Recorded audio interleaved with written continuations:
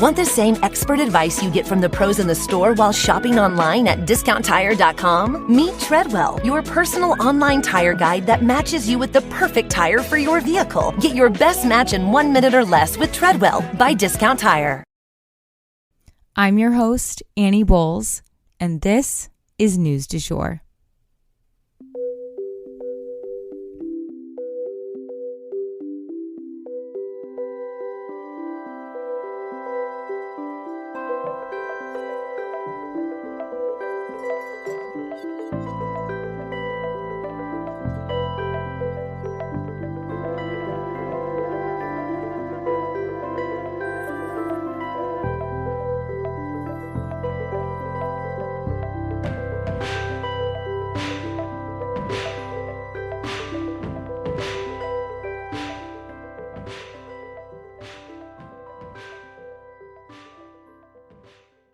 Welcome to News du Jour. You may be wondering, why am I, Annie Bowles, here hosting this podcast?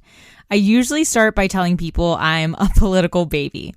You see, my parents met working on Capitol Hill. By the time I was 2, I had been in my first political commercial and even got lost crawling around the West Wing.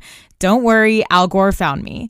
My family then moved abroad when I was 9, and I attended an international school in Brussels with kids from all over the world. And it is this type of global perspective that I also bring to our show. I graduated from American University in DC after studying political science and art history, as well as interning on both sides of Capitol Hill. I even interned down the hall from where my parents met.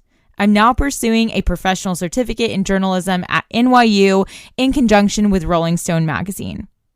I guess I was always that friend in the group who cared deeply about not just what was going on politically, but also globally. I often kept my own friends informed through high school and into young adulthood, so I guess I've always done a version of this show. I'm genuinely passionate about following the news, and I'm here to break it down for you guys every weekday. We always strive to be a calmer space to get your news. Or, as one listener put it, like getting your news from a well-informed bestie. I'm so glad you're here. So today I wanted to forewarn you guys, we are probably going to have a long episode because we just had the 3-year anniversary of January 6th, and we have several different news stories to go over that have to do with January 6th. But I'm also hoping to take us back in time a little bit as well to really look at what happened that day so that it is fresh in our minds as we are going into these new news stories to do with the events of that day. That said, we have 2 different reminders and then 2 different mini stories to go over before we get into all that, and then a couple news stories after that. So we have a lot to go over today. Let's jump in. In terms of reminders, I wanted to remind you guys that January 15th is when the Republican primaries are set to begin. I believe it is the 10th when we are having the Nikki Haley, Ron DeSantis, face off on CNN, while President Trump will be hosting a town hall on Fox News. So that will all be going down before the 15th, and I will definitely keep you guys posted on that. Hunter Biden is also scheduled to appear before a California court this week on Thursday in regard to his new charges. So that's just something I wanted to make you guys aware of as well. And we will be keeping an eye out for anything interesting having to do with that. For our first mini story today, I wanted to let you guys know that the Senate and the House leadership were finally able to agree on a spending package. That said, as of now, it's just sort of a handshake deal, a verbal agreement. Nothing has actually been passed yet, and they have a very short runway to accomplish that ahead of a potential government shutdown. So let's hope that they can hold on to this deal and really get the deed done. We will keep you guys posted. Also, I want to let you guys know if and when something is passed, we will take a deeper look at it, what, sort of concessions each side made to get it done, because we know there's a lot at play here when it comes to the border and Ukraine and funding for Israel, et cetera, et cetera. So, we will definitely break that down once something's actually passed. And for our second mini story, heavy winter storms are moving across the United States right now. I just wanted to give you guys a heads up on that to make sure you're checking your weather reports and make sure that you're in the clear or prepared for a storm that's headed your way. We just had a ton to go over in today's episode, so I don't have time to dive into all the details on this for you today. But as always, please heed the weather advisories in your local area and just be aware in case there are storms headed your way. So you guys, over the weekend, we saw the third anniversary of the January 6th riots. As these attacks unfolded, I was actually new into my work with this podcast. And I remember updating you guys throughout the day on social and thinking to myself, this is going to be a really major event and a defining event in America. But I don't think any of us really knew how to process those events in the moment. You know, what would they mean long term? And we were just wrapping up a global pandemic, and I think the world just felt so overwhelming at the time. It was a mix of shock and fear and uncertainty. And that's always kind of shrouded January 6th, lots of confusion. But it was certainly a moment that history will look back on. And in the coming weeks, our country will really decide how to put these events into context with a Supreme Court decision on this very subject. Did Trump attack our Capitol? Did he participate in this insurrection? Or does hiding safely in the White House absolve him from any involvement in what unfolded? Despite the fact that many of the insurrectionists themselves claimed that he told them to do what they did. Our highest court will weigh in and ultimately define this event for future generations and potentially define the future of America for us. Whether we are an America who tolerates the encouragement of violence in our hallowed halls or an America who will not allow our sacred spaces and leadership to be harmed and degraded, allowing us to devolve into chaos. Let's get into the news that has to do with January 6th. So to go back in time for a minute, according to experts for NPR on their show Up First, the January 6th trials were, quote, the largest single criminal investigation in American history. The FBI estimates that around 2,000 people from every state in our country took part in the riot in some way, end quote. 140 police officers were injured that day, and several died of their injuries. 5 people died in total. It was bloody. It was embarrassing. It was traumatic, and it was unlike any other event in American history. And now the past is really coming back to the forefront as the man who many say is responsible for this event tries to regain power. We have 3 stories to do with January 6th and its ripple effects. Here at the top, let's get into them. So the first more current news story to do with January 6th is that the Supreme Court has agreed to take on the case. So by the Supreme Court agreeing to take on the Colorado case where Trump was kicked off the ballot, they're really agreeing to review the events of January 6th and determine Trump's involvement. Why? Well, because January 6th was the reason Trump was kicked off the ballot in Colorado. Courts in Colorado are arguing that the insurrection was an effort to attack the U.S. government and that Donald Trump participated in it. Now it has been appealed to the conservative-slanted Supreme Court, who agreed to take on the case. However, their decisions will not be handed down until February. So while that is a fast track when it comes to Supreme Court timelines, the primaries will be actively underway at that point. So it's really confusing, and I'm not quite sure how this will affect the timeline of the presidential race and how the primaries will shake out. But this election cycle between both like the candidates' ages as well as all these legal issues is set to be a very bumpy ride, you guys, more so than usual. So buckle up and we will keep you posted every step of the way. And next up in news to do with January 6th, President Biden made a very important speech on the anniversary of January 6th.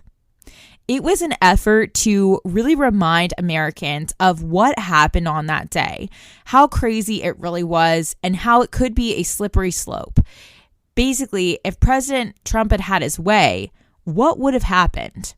He started out by saying, quote, "The topic of my speech today is deadly serious," end quote, setting a very intense tone from the onset.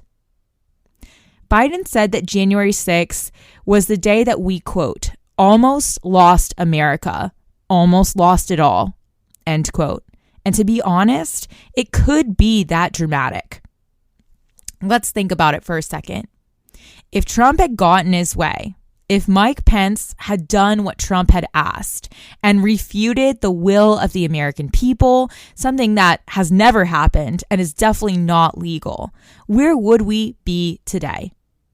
Would Trump have illegally held on to power? Would he still be president? Would a civil war have broken out? And if so, would the military have followed Trump's lead as president or Biden's? If Trump had physically fought to hold on to power, would our system of government have survived? It's easy to kick our feet up and think that America is totally invincible. But she's a dream. She's an ideal. She's an illusion. We feel safe here because past generations have always respected the Constitution and the rule of law. So what happens when we have a leader who doesn't? Biden also sought to connect the dots between the violence that ensued and the people who were killed that day and President Trump. I want to play one part of his speech for you that I thought was pretty convincing, pretty powerful, and again, kind of connected those dots. They died because these lies brought a mob to Washington. He promised it would be wild, and it was. He told the crowd to fight like hell, and all hell was unleashed. He promised he would right them, everything they did. He would be side by side with them. Then, as usual, he left the dirty work to others.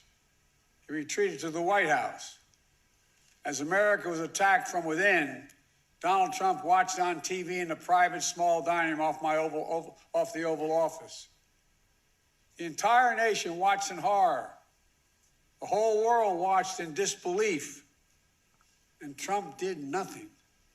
Members of his staff, members of his family, Republican leaders who were under attack at that very moment pled with him. Act. Call off the mob. Imagine had he gone out and said, stop. And still, Trump did nothing. So some of those are direct quotes from Donald Trump where he said it would be wild, that he would be there by their side, that all hell would be unleashed. Trump said those things, hyping up his followers about what would happen that day before it ever happened. And it's kind of hard to ignore the connections there. And I think President Biden is really trying to show those connections ahead of the Supreme Court decision so as to put pressure on them to take a look at those connections and hopefully, in his case, draw the conclusion that President Trump did participate in these events.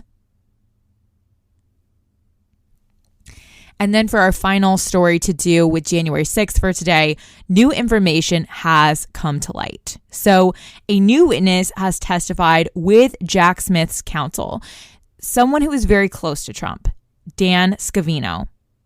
Scavino was Trump's former deputy chief of staff, and now he is currently working with Trump on his 2024 campaign.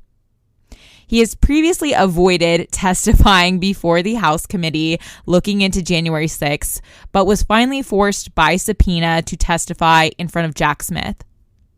And now he has further given accounts to basically the president's headspace on that day, saying that while Trump was alone in the White House, he was, quote, just not interested, end quote, in stopping the January 6th violence and criminal activity. He also told investigators that when he was told that when Trump was told Vice President Pence was being rushed to a secure location because his very life was being threatened, Trump responded, quote, "So what?" End quote. In the eyes of a lot of people, when the president is sworn in to, quote, "preserve, protect, and defend the Constitution of the United States," end quote, the president isn't supposed to willingly allow people to try and obstruct the execution of instructions from the Constitution. Because that's what was happening that day in Congress, you guys. They were ratifying the election results as per the U.S. Constitution. Congress, they were protecting and abiding by the Constitution, whereas the angry mob outside was threatening it. And President Trump sat and did nothing to protect those constitutional proceedings. Meanwhile, Trump just the other day tried again to create another false reality, saying that those at the Capitol on January 6th acted, quote, "peacefully and patriotically," end quote. And based on the countless eyewitness accounts and testimonies under oath, video footage, photography, hundreds of those who were injured at the Capitol, and 5 deaths that resulted, that is simply not true. That day was anything but peaceful. In his testimony to Jack Smith's counsel, Scavino recounted saying on the phone to President Trump on January 6th, quote, "This is your legacy here. And Mr. President, there is smoke coming out of the Capitol," end quote. And maybe that's all we really need to know. So for our next story today, I wanted to let you guys know that Wayne LaPierre from the NRA has resigned. So the longtime leader of the NRA, a man by the name of Wayne LaPierre, has resigned from his position. If you guys remember, Wayne was under investigation and things were not looking good for him. And if anything, him resigning almost adds smoke to what looks like a fire. The corruption trial against him is actually being brought by the same New York Attorney General who is bringing the civil case against Trump, his family, and his organization. If she were able to shut down both Wayne LaPierre and President Trump from doing business in the state of New York, it would certainly have progressives nationwide clicking their heels together. I can tell you that much. Wayne attributed his resignation to health issues, but said at the end, quote, "My passion for our cause burns as deeply as ever," end quote. So he won't be going down without a fight, and we will be sure to keep you guys posted all along the way. And so to end off today, we are going to head over to some Israel-Gaza updates, and I obviously want to issue a content warning. This story involves war. So our first update when it comes to Israel and Gaza is that Hezbollah has officially begun attacking Israel. So Hezbollah has entered the chat, y'all. If you guys remember, Hezbollah is a militant group considered globally to be a terrorist organization that is widely considered to be more powerful than the legit Lebanese military. So following the explosion in Beirut that killed several Hamas leaders, as well as 5 to 7 civilians, depending on which news outlet you were reading from, Hezbollah was not happy and took this as a reason to begin attacking Israel themselves. Of course, the international community at large is doing what it can to squash this and try to make sure that things don't widen, but it may not be fruitful. We'll keep you guys posted. And next up in our Israel-Gaza updates, Austin's health. So the public just found out that the Defense Secretary, Lloyd Austin, was in the hospital, and this is upsetting people given how delicate his position is in light of global events. We really need our leaders in tip-top shape, and if they're not, we need to know about it. Transparency in leadership is important. And apparently Austin didn't even alert the White House as to his medical issues until 3 days after he was in the hospital for a medical procedure. And no one is even saying what this procedure even was.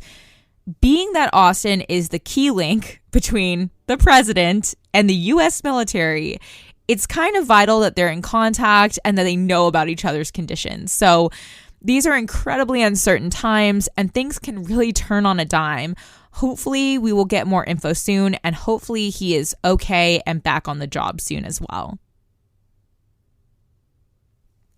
And then I wanted to also let you guys know that ISIS has made an announcement basically calling for the death of Jews wherever they live. So according to Newsweek, ISIS has just called for lone wolf, quote unquote, attackers to kill Jews wherever they live around the world. Obviously, ISIS is a terrorist organization. They have killed just over 100 fellow Muslims in Iran last week. They are not reasonable, but they do have fanatics who follow them all over the world who tragically pay heed to their words. And thus, the world gets more dangerous for Jewish people again, day by day, which is tragically a tale as old as time. Meanwhile, more civilians and members of the press are losing their lives every day as people are trapped in Gaza, dodging Israel's bombs and bullets. I haven't seen any updated death tolls from proper news outlets, but estimates are circulating online that have things about 22,000. The Guardian also has attested that civilians make up about 61% of that total. And we also know that children make up almost half the population in Gaza. So you can see where that's leading. And where this will end is absolutely anyone's guess. The U.S. is still pressuring Israel to end the fighting, as well as fighting Hamas in a more strategic way, leaving civilians out of it. But as of now, we are just not seeing that shift in their tactics. So we will continue to keep you guys posted, but that is what we have to update you guys on the war. And that is the news du jour. Today, I wanted to leave you guys with the quote, "When nothing is certain, anything is possible." If you enjoyed this episode, please subscribe on whatever podcast platform you use to listen. A rate and review on that platform or a shout out on social media would mean the world to us and help us to be able to keep creating the news du jour and reach more people who need a calmer space to consume the news. But the best way to support all of our work is to become a patron at www.patreon.com/sugarfree media, and that is also linked in our show notes. You can follow us on social media at newsdujour.podcast on both Instagram and TikTok. You can follow my personal account at It's Annie Bowles on both platforms as well. Any little noises you may hear in the background are my rescue pup. He has a little separation anxiety and always records with me. We appreciate you listening and look forward to telling you about the news again next time on News du Jour. Broadcasting from